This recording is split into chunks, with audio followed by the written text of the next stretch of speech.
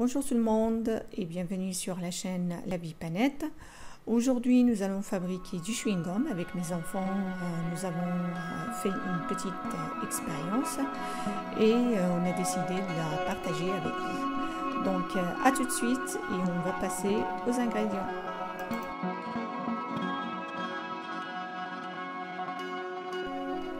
Et pour cette expérience, on avait besoin de 3 ingrédients. Du gluten, du glycérine et du sirop.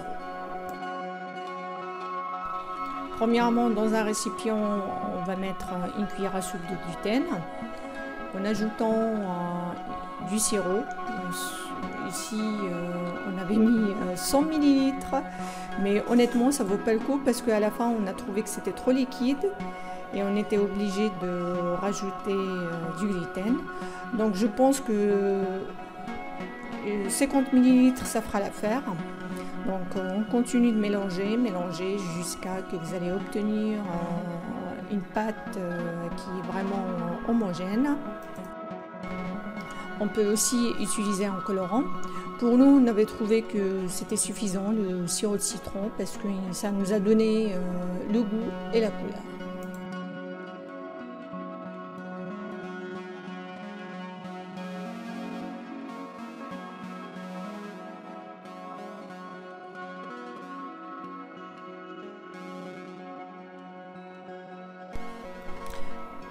Ensuite, vous allez ajouter 2 petites cuillères de glycérine. C'est ce qui va donner à cette pâte une texture bien élastique. Et là, je précise que la glycérine que vous allez acheter, il faut qu'elle soit de la glycérine alimentaire. Parce que vous allez fabriquer du chewing-gum et du chewing-gum, vous allez le mettre dans la bouche. Les enfants, ils peuvent l'avaler. Donc, il faut que ça soit alimentaire. Parce que la glycérine que vous allez trouver, que ce soit chez les boutiques bio ou à la pharmacie, ça sera vraiment de la glycérine qui est faite pour fabriquer uniquement des produits cosmétiques. Mais si vous n'arrivez pas à la trouver, il faut la commander sur Internet.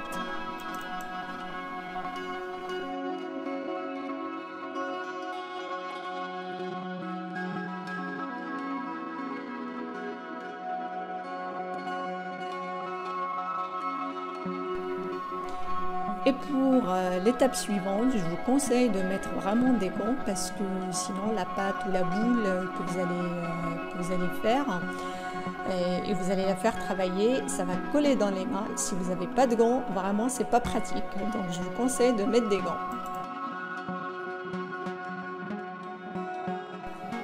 Et si vous avez encore des grumeaux, n'hésitez pas à rajouter un petit peu de la glycérine. Là, on va faire une boule, on va rajouter un petit peu de gluten. Et on commence à la malaxer comme ça entre les mains en étirant à gauche et à droite jusqu'à que sa forme et la texture, elle devient vraiment élastique.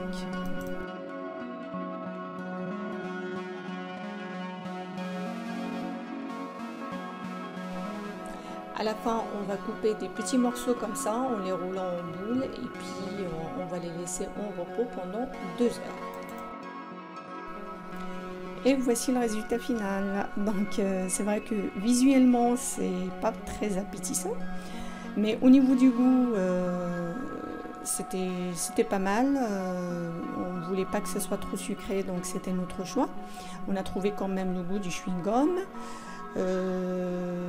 La texture, ça va. On arrivait à le mastiquer aussi. Au niveau de la mastication, il y avait quand même ce qu'on cherchait.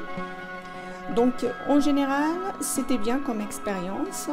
On savait ce qu'il y avait dedans. Et puis, on a trouvé quand même un petit peu le goût. Et on a mastiqué quand même le chewing-gum. Donc, dans la bouche, vous allez trouver quand même un chewing-gum. Mais pour être honnête, c'est pas un vrai chewing-gum, c'est pas le chewing-gum industriel. Mais c'est clair que pour avoir un chewing-gum comme ça, comme le chewing-gum industriel, il faut être sûr et certain qu'il y a pas mal de produits dedans qu'on ne connaît pas, qu'on ne sait pas, et des produits chimiques bien sûr. Parce que pour avoir un résultat parfait comme ça, c'est clair qu'il y a pas mal de choses qu'on ne connaît pas. Donc voilà. Alors, est-ce qu'il faut refaire cette expérience ou pas?